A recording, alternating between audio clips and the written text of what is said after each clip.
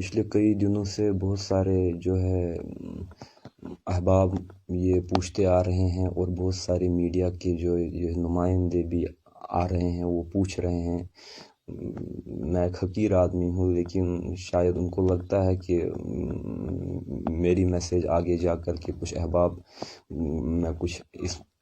حیثیت پیدا کرے، تو اس اعتبار سے میں آپ سے بھی یہ بات عرض کرتا ہوں کہ اس وقت تمام دنیا جو ہے ایک وبائی صورتحال میں گرفتار ہے۔ کیا ہندو، کیا مسلمان، کیا غیر مسلم، کیا مسلم، ہر ایک اس وقت جو ہے اپنی جان کے خوف سے جو ہے پریشان ہے۔ تو اس صورت میں جو ہے سب سے پہلے جو ہمیں کرنا چاہیے وہ یہ کہ ہمیں اللہ پاک سے مغفرت کی دعا مانگنی چاہیے، کیونکہ جب بھی کبھی ایسی وبائی صورتحال اختیار کر جائے تو سمجھ لینا چاہیے یا تو یہ اللہ پاک کا غضب ہے، کیونکہ خدا پاک کا قرآن مجید میں واضح ارشاد ہے وَمَا أَهْلَكْنَا أَصْحَابَ الْقَرْيَةِ إِلَّا وَأَهْلُهَا ظَالِمُونَ۔ ہم کسی بستی کے باشندوں کو تب تک ہلاک نہیں کرتے جب تک کہ اس بستی کے باشندے خود اپنے آپ پر ظلم نہ کریں۔ اور اسی طریقے سے یہ کسی کے لیے آزمائش کا موقع بھی ہو سکتا ہے کہ دیکھیں ان حالات میں، ان آزمائش میں یہ میرے بندے کس طریقے سے اپنی زندگی کے کاروبار کی نہج کو ایک دشا دیتے ہیں، ایک سمت دیتے ہیں۔ یا کچھ لوگوں کے لیے یہ اللہ کی طرف سے ایک الارم ہو سکتی ہے، ایک تنبیہ ہو سکتی ہے کہ اپنے آپ کو سدھارو تاکہ میں تمہاری مغفرت کروں۔ تو اس صورت میں جو ہے ہمیں اللہ کی طرف ہی رجوع کرنا چاہیے، اور خاصتاً اس اعتبار سے بھی کہ ابھی سائنس بھی ناکام ہے اس کا کوئی اینٹیڈوٹ، اینٹی ویکسین بنانے میں۔ تو ہمیں اپنی ساری سائنس کو، ہمیں اپنی ساری علمی جو ہم میں ایک وقت ہے، کچھ ہے، ہم سب اس کو سرنڈر کرنا چاہیے اللہ پاک کے سامنے، اور گڑ گڑا کر مانگنا چاہیے اے اللہ اس بیماری سے نکلنے میں تمام عالم کے لیے کوئی راہ ہموار کر دو، کسی کے ذہن میں کچھ ایسا اللہ پاک کوئی الہام ڈال دے تاکہ اس کی ان کاوشوں سے عالم کو نجات ملے۔ اور یہاں پر ایک بات چشم کشا ہے، جناب رسول اللہ صلی اللہ علیہ وسلم نے فرمایا، اور یہ بخاری شریف اور مسلم شریف میں متفق علیہ حدیث ہے، حضرت ابو ہریرہ کی روایت سے، جناب رسول اللہ صلی اللہ علیہ وسلم نے فرمایا ستکون فتن، ان قریب میری امت میں فتنے آئیں گے۔ فتنے کا معنی یہ بھی ہے کہ ہم کو آزمایا جائے گا، فتنے کا معنی یہ بھی ہے کہ امت کو مصیبت میں یا قوم کو مصیبت یا تکلیف میں گرفتار کیا جائے گا، اور فتنے کا معنی یہ بھی ہے کہ اللہ پاک کا عذاب آئے گا۔ اب ہم فتنے کو کسی بھی لغوی معنی میں لے لیں تو حضور نے فرمایا فتنے آئیں گے، تو اس وقت جب یہ فتنے کا ماحول ہوگا، آزمائش کا ماحول ہوگا، خوف کا ماحول ہوگا، مصیبت کا ماحول ہوگا، جو کرونا وائرس کی یہ بیماری آج کل ہے، یہ بھی اسی فتنے کا ایک شاخسانہ ہے، اسی آزمائش کی ایک صورت ہے۔ تو حضور نے ہم کو اندیا دیا کہ جب اس قسم کے فتنے ہوں گے، القائد فیہا خیر من القائم، تو اس فتنے کے زمانے میں، خوف ڈر کے زمانے میں جو بیٹھا ہوا ہوگا، ون ہو از سٹنگ، جو بیٹھا ہوا ہوگا وہ اس سے بہتر ہے جو کھڑا ہے۔ والقائم خیر من الماشی، اور جو ایک ہی جگہ سٹینڈ سٹل کھڑا ہے وہ کم از کم اس سے بہتر ہے جو چلنے والا ہے۔ والماشی خیر من الساعی، اور جو خالی چلنے والا ہے وہ اس سے بہتر ہوگا اس فتنے کے دور میں جو دوڑتا ہے۔ اور پھر فرمایا ومن تشرف لہ، اور جو اس فتنے کے زمانے میں اس فتنے کے سامنے چلا جائے گا، اس فتنے کے سامنے سینہ سپر ہوگا،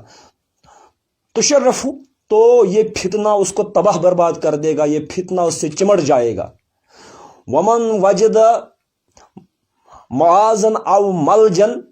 فلیعذ بھی، اور اس صورتحال میں میرے جس بھی امتی کو کوئی سر چھپانے کی کہیں جگہ ملے، کوئی ملجا ملے، کوئی قرار گاہ ملے، اس کو اسی جگہ قیام کرنا چاہیے، اسی جگہ اس کو پناہ لینی چاہیے۔ تو یہ واضح تعلیم ہے ہمارے ہادی برک صلی اللہ علیہ وسلم کی کہ اس دور میں آپ کو ایک ہی جگہ رہنا چاہیے۔ تو اسی کو ہم آج کوارنٹین کہتے ہیں، آج کی اصطلاح میں سیلف آئسولیشن کہتے ہیں، یا ایک دوسرے سے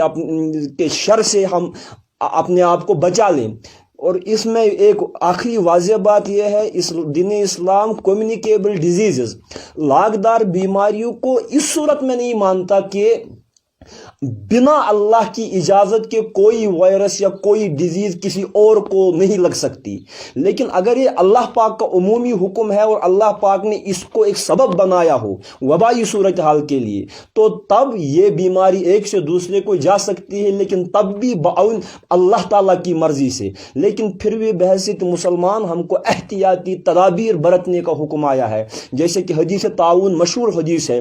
جس میں حضرت رسول اللہ صلی اللہ علیہ وآلہ وسلم نے فرمایا کہ جہاں کہیں تعاون ہو چاہیے کہ لوگ وہاں نہ جائیں، اور جو وہاں کے باشندے ہوں ان کو بھی چاہیے کہ وہ اسی جگہ قرار کریں، وہ اسی جگہ رکے رہیں۔ تو احتیاطی تدابیر بھی ہمیں برتنی چاہیے۔ اور آخر میں یہ ایک اپیل ہے، گزارش ہے،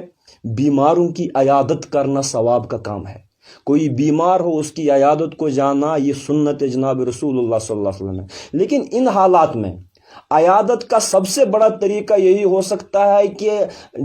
جہاں پر اس قسم کا وبا لاحق ہو ہم وہاں نہ جائیں، اور اس طریقے سے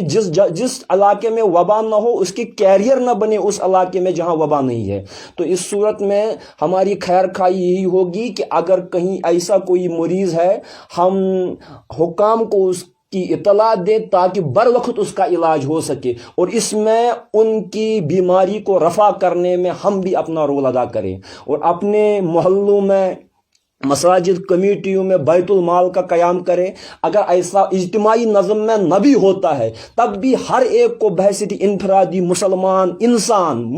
ہونے کے یا اچھا انسان ہونے کے، چاہے غیر مسلم بھی ہو، اچھا انسان ہونے کا ثبوت یہ دینا چاہیے کہ میں خود سے دیکھوں کہیں میرے ہمسایگی میں بچے بھوک سے بلک تو نہیں رہے ہیں، کسی بیوہ کے پاس جو ہے اس وقت کھانے پینے کا کوئی گزارا نہیں ہے، کہیں ایسا نہ ہو کہ عصمتیں جو ہے خطرے میں پڑے 10 روپے کی حاجت کے لیے، 20 روپے کی 100 روپے کی حاجت کے لیے۔ ہمیں چاہیے کہ اس وقت ہم کو آزمایا جائے گا، اور ہمیں چاہیے کہ اللہ کی اس آزمائش میں پورے اترے اور ایک دوسرے کی خیر خواہی کرے، کیونکہ جناب رسول اللہ صلی اللہ علیہ وآلہ وسلم کا ارشاد گرامی، اور اسی پر میں اکتفا کرتا ہوں، رسول اللہ صلی اللہ علیہ وسلم نے فرمایا التبسم الی وجہ اخیک لک صدقہ۔ اگر آپ کسی غمزدہ بھائی کو کے چہرے پر مسکراہٹ لا سکیں تو آپ کے لیے ایسا ہے جیسے آپ نے اس کو صدقہ دیا۔ وَإِخْرَاجُكَ مِنْ ضَلْعِكَ فِي ضَلْعِ أَخِيكَ لَكَ صَدْقَةٌ۔ اگر آپ نے اپنی برتن میں سے نکال کے انڈھیل کے کسی اور کے برتن میں کچھ دے دیا تو جیسے کہ آپ نے اس کو صدقہ دے دیا۔ وَإِمَاطَةُ الْأَذَى وَالشَّوْكَةَ عَنِ الطَّرِيقِ لَكَ صَدْقَةٌ۔ اگر آپ نے راستے میں سے کوئی تکلیف دہ چیز دور کی، صفائی کی مہم میں شرکت کی، تو آپ کے لیے ایسا ہے جیسے کہ سب راہ چلتے والوں کو آپ نے صدقہ دے دیا۔ یہ میسج فارورڈ کریں، آگے کریں، اس نیت سے کہ صدقہ جاریہ میرے لیے بھی اور آپ کے لیے بھی ہو۔ وصلی اللہ تعالیٰ علی خیر خلقہ محمد وعلی